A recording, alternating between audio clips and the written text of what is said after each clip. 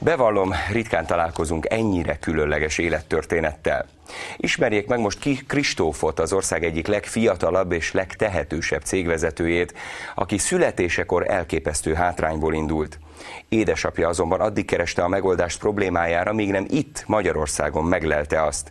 Kristóf azonban nem csak segítőkre, de új családra, anyanyelvre, sőt, még hazára is talált bennünk. Munkabírását pedig mára talán csak életszeretete és nagy lelkűsége múlja felül. Fogadd el! Névjegykártya. Junior elnök? Igen. Elnök, nem is akármilyen. Kristóf Betterman, azaz Betterman Kristóf egy 500 fős vállalat élén áll. Hello, főnök! Örülök, hogy látlak, Győző. Mi a pálya? Köszönöm szépen, minden rendben van, és nálad? Minden is.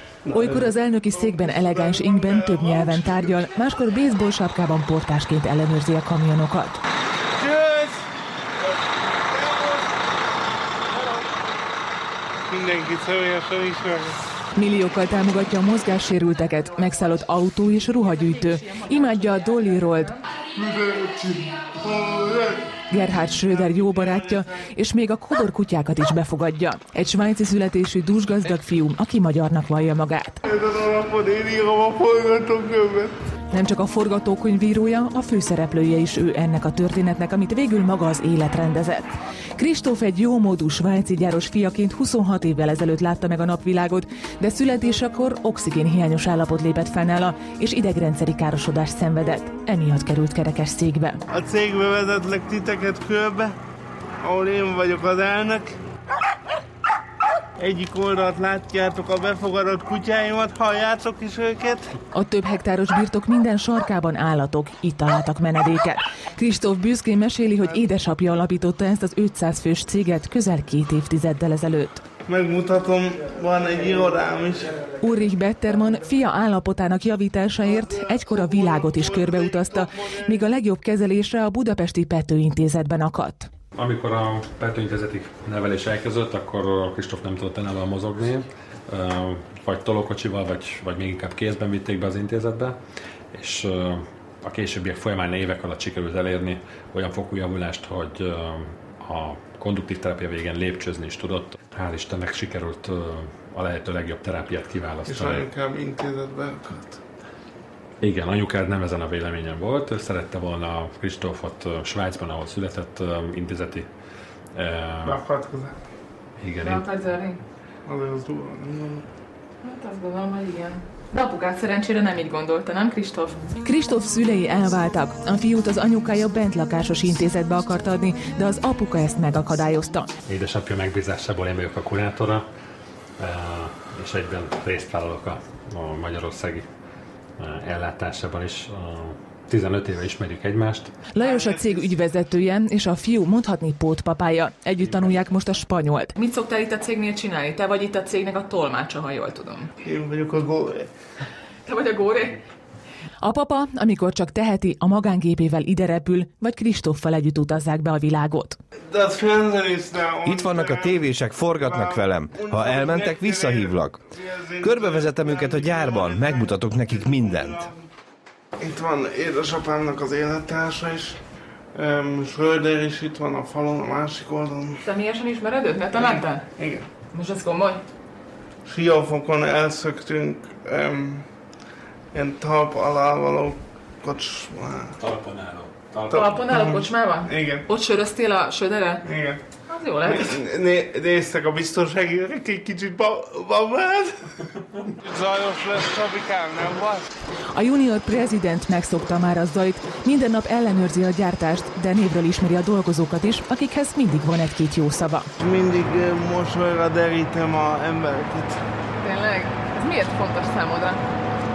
Én nem szeretem, ha szomorúak az emberek, én mindig azt szeretem, ha mosolyom. Ugye hideg a fiúk? Ja, hideg van, bizony. Örög.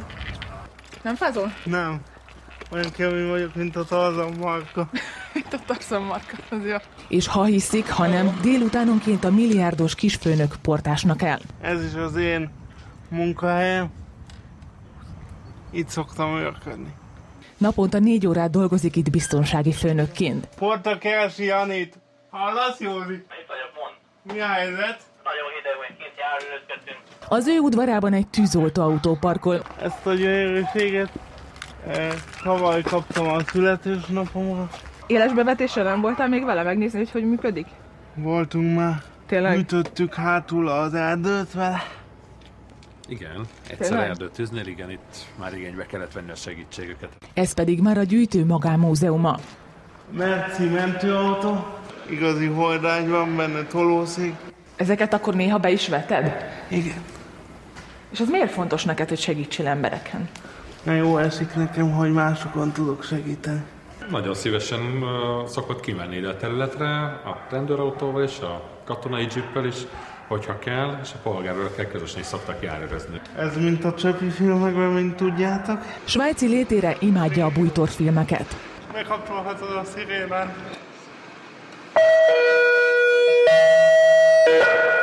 Ezzel szoktad riogatni itt az embereket? Vagy mikor szoktad? A csajozós autóm, azzal szoktam lemenni a Balatonra. Ez az én birodalmam. A konyhában gondozóját, Ferit is megismerjük. Én úgy hívom, hogy tesókám. Az egykori kenus és 5 tusázó édesanyjával felváltva a nap 24 órájában Kristóf mellett van. Főzök nektek egy kávét. Középső gomb, tudod? Tudom. Nem vagyok én béna. Tudom, hogy nem. Magyarországon a családját mi próbáljuk itt pótolni. Bobé, boxer, és 19. születésnapomra kaptam. A nappaliban roskadoznak a szekrények a világ különböző részeiről begyűjtött erekjéktől. Kristóf önkéntes mentő és tűzoltó.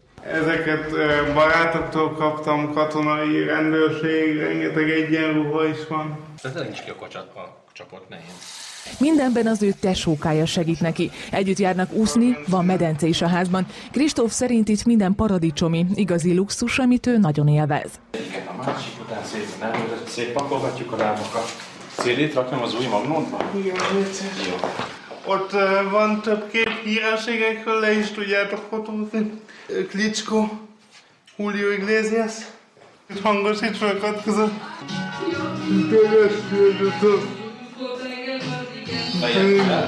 Emeld fel a fejed, és fordítsd a lábfejeket. Azaz, mind a kettőt szépen egyenesen. Egyedül, természetesen, egyenesen néz. Mindig egyenesen. Konduktőrök segítségével azért elég sokat halad, de legalábbis szinten tartják, hogyha nem is látványos a javulás. Mert az nagyon fontos, hogy minden nap mozogjon a fiú. A cél, hogy újra egyedül tudjon lépkedni, még ha támaszkodnia is kell. Stinger, Roberto Carlos. Köszönöm szépen. Stinger, hol találkoztál? Itt Pest. Itt Pesten? Kristóf édesapja egy német televíziós sztármagazin producere is, így a forgatások szünetében a fiú mindig együtt fényképezkedik a hírességekkel. Eric Clapton. Igen, Szoktál járni koncertre és szereted a zenét? szeretem. Főleg a mulatot. Hogy egyszer meghallgatnám a Göncének az együttesét, mondanak neki. A Smite. Szereti a magyar gulyást, imád magyarul beszélni, a mulatos zene a kedvence, és olyannyira magyarnak vallja magát, hogy az állampolgárságot is megkéri majd. Sziasztok!